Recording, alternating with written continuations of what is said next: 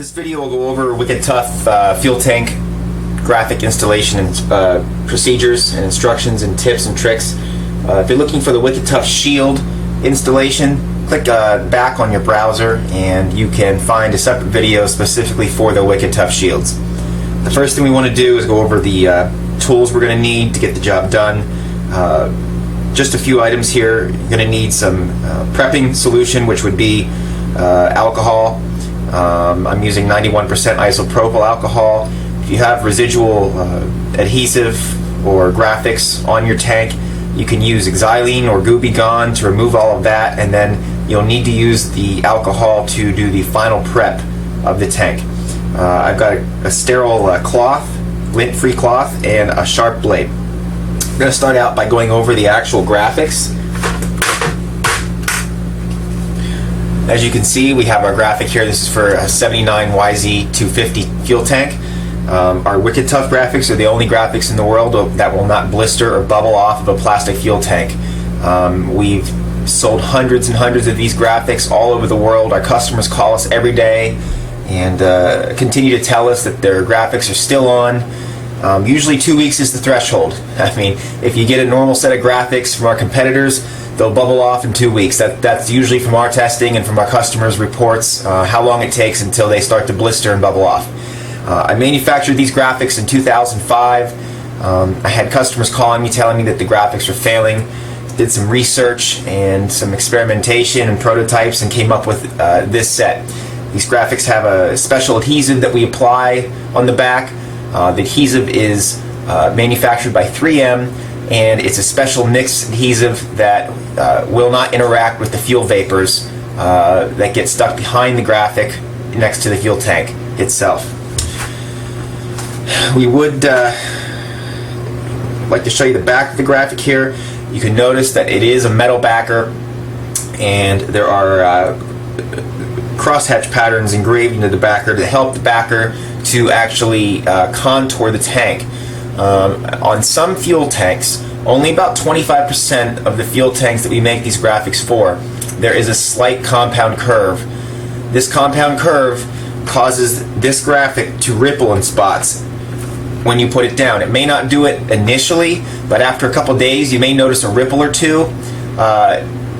People think that this is the graphic failing. It's not failing.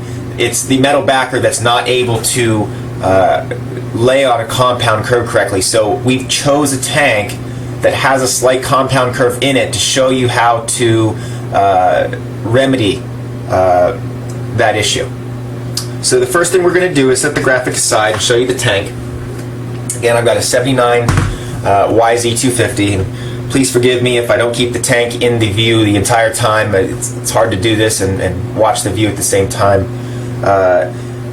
What I'm going to do is I'm going to prep the tank. I've already removed the graphics.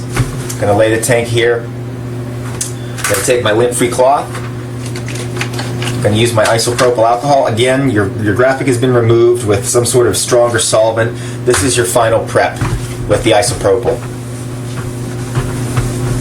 We recommend that the tank be off the bike. It doesn't have to be, but it definitely helps.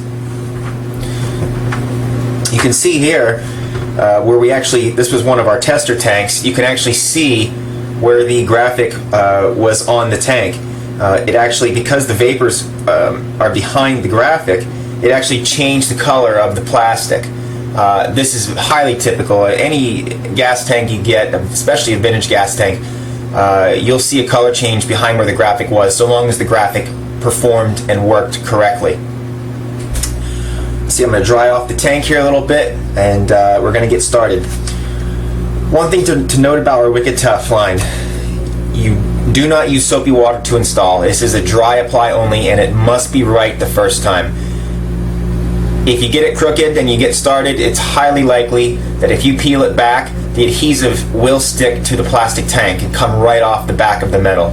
It's a very special adhesive. It's designed to really grab on to the plastic more so than the metal. Reason being is because after a certain amount of time, the vapors try to break down that adhesive, so we need more of a contact on the plastic than on the actual graphic metal part itself. So what we're going to do is we're going to line it up and we're going to get a feel for where the graphic's going to go. You know, there's a couple different things you can do here. It's obvious in the back. I can see where it needs to go there. However, on the front, I could swing it in a few different directions here. You'll have to ignore where the original graphic was based on the discoloration. It was in the wrong spot, so we may end up with it here or here. But for video viewing purposes, we really need you to just watch how we apply the graphic and take care of the ripples if they do come up. So now that we have the tank prepped, I'm going to use my rag to kind of support the back of the tank here for me, so I can do more than one thing at a time. I try to make this video. What I want to do is I want to peel back the clear release liner, only so far. And I'm probably going to have to use my razor to do so. It can be tough. I do suggest using a razor. It will aid in helping you get the release liner back.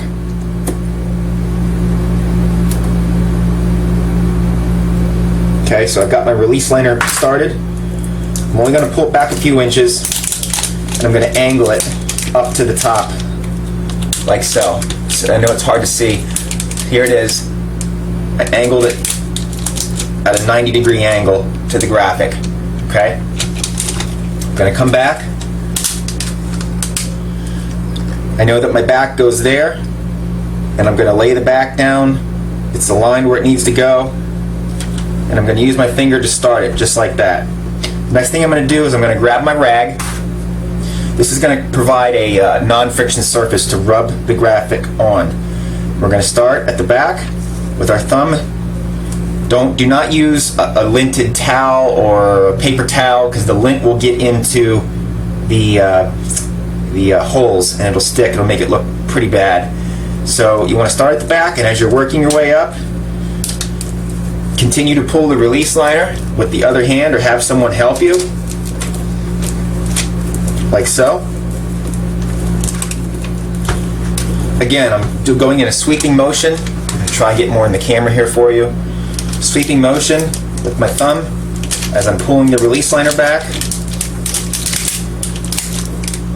Catch up to the release liner if you get too far ahead of yourself. Just keep going. And you're at the end. You can finalize. I've got no air bubbles in this whatsoever.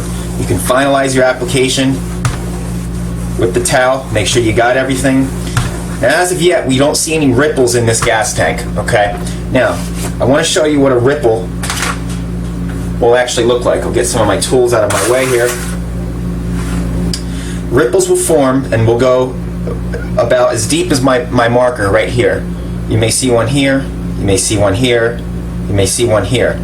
This tank is a compound axis, although you can't see it on the camera. It goes like this, very slightly on this axis, as well as on this axis. Okay, that becomes a problem for the metal backer after time, and it's forcing itself up. It doesn't want to sit on that compound axis. I'm going to zoom the camera in just a little bit here.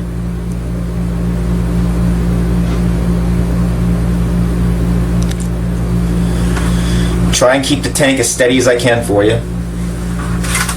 If you get a ripple, and I'm going to draw on the graphic, let's say that the ripple forms something like this. It'll be in that general area right there. What you need to do is very carefully, and I'm doing this while I'm watching the screen, so it may not be as careful as I'd like our customers to do it, but this is the center axis of the ripple, so it'll be a good 1/8 of an inch high on the center axis in the middle here. You want to take a blade and you want to slice the graphic with a fresh blade. You will not be able to see the slice. In fact, you probably can't even see it on camera. What will happen is the ripple will then end up sitting down, and you're going to get an overlap. What you can do is take the blade and re-slice it to get rid of the overlap, and the two seams should butt perfectly together. That's the final step. You no longer have to worry about the ripples. You can go racing. You don't have to worry about the graphic coming off. Again, this is only on about 25% of our graphics. You may not notice it right at first, but keep an eye on it before you take it out and race it, because if you get dirt behind the ripple, it may not sit down the way you want to because it just doesn't have the adhesive contact on the plastic that you'd like. Again, our Wicked Tough fuel tank graphics are the only graphics in the world that will not blister and bubble off of a plastic fuel tank. If you need instructions on installing a Wicked Tough shield, you can click the back on your browser, and there are instructions on our site on how to install Wicked Tough shields and or actually Wicked Tough tank wraps. That concludes this video. Thank you for your time.